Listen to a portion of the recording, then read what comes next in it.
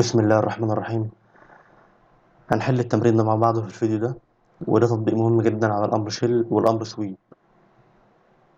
هتلاقي الصورة دي في وصف الفيديو. نختار التوب بلين وسكتش، نرسم شكل ثماني. قطر الدايرة الداخلية عبارة عن 39.5 إيكوال 39.5 زائد 2 في 2.1.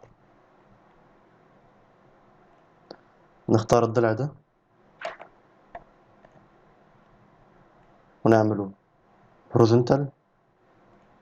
نروح للأمر اكسترود ونعمل اكسترود بمقدار 45. هنلاحظ إن أنا عندي كل الأضلاع الجانبية 2.1 ملي، والقاعدة عبارة عن 3 ملي اللي هو 45 ناقص 42. في الحالة دي هنستخدم الأمر شيل. نختار السطح العلوي ونحدد 2.1. ده معناه إن هيلغي أو هيعمل إزالة للسطح العلوي، وجميع الأضلاع هتبقى بسمك 2.1. ولكن في الحالة اللي عند القاعدة سمك 3، فهنروح في مالتي ثيكنس ونختار القاعدة ونحدد له إن عايزين سمك هيكون 3 ملي. نعمل أوكي. هنلاحظ إن هو شال السطح العلوي وجميع الأضلاع الجانبية بمقدار 2.1 ملي، والقاعدة بمقدار 3 ملي. بعد كده نروح نختار الرايت بلين ونورمال 2 ونرسم الباس. نبدأ بلاين،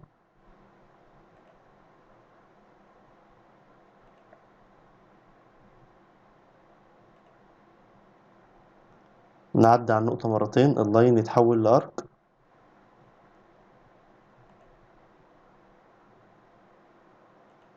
ونحدد الأبعاد. ده ده 16.5.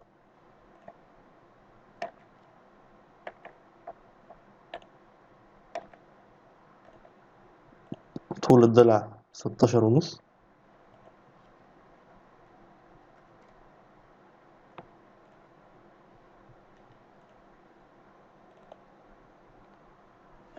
ونص القطر ده 10.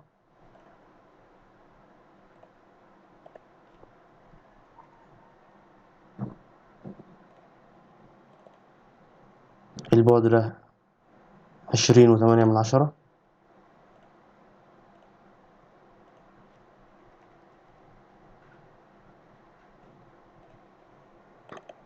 البعد من مركز القوس ده والقاعدة عبارة عن 25.4.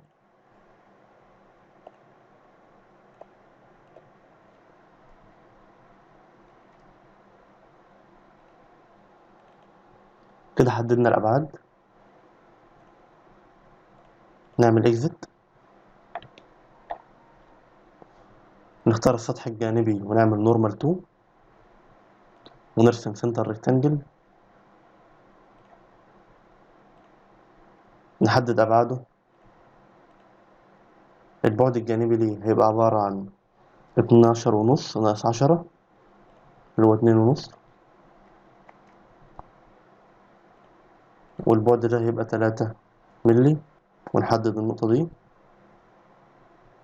والنقطة دي ونختار كونسلنت ونروح لفلت ونحدد نص قطر الفلت 9 من 10 ملي.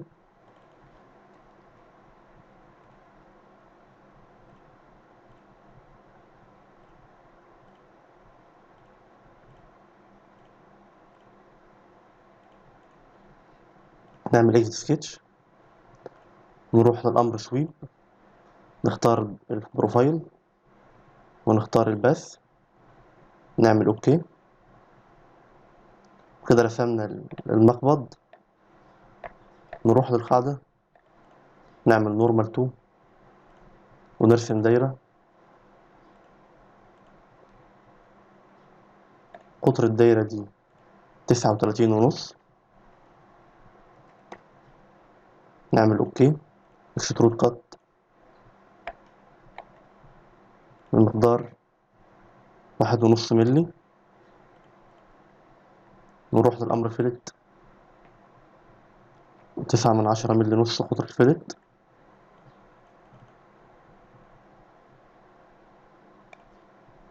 ونحدد السيركل.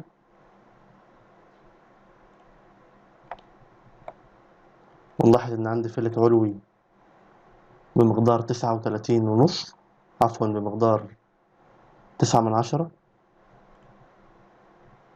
فيلت.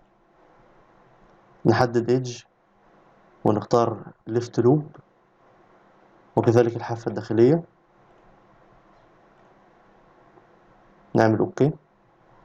كده الشكل بتاعنا يكون انتهى. نعمل سيكشن، نغير اتجاه السيكشن،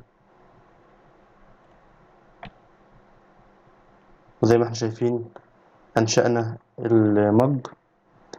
ومهم جدا تلاحظ ان في عندك ميرج ما بين الشويب والشكل الاساسي. لو معاك سؤال او استفسار ممكن تبعت لنا على الصفحة اللي هتلاقيها في وصف الفيديو ده. وشكرا.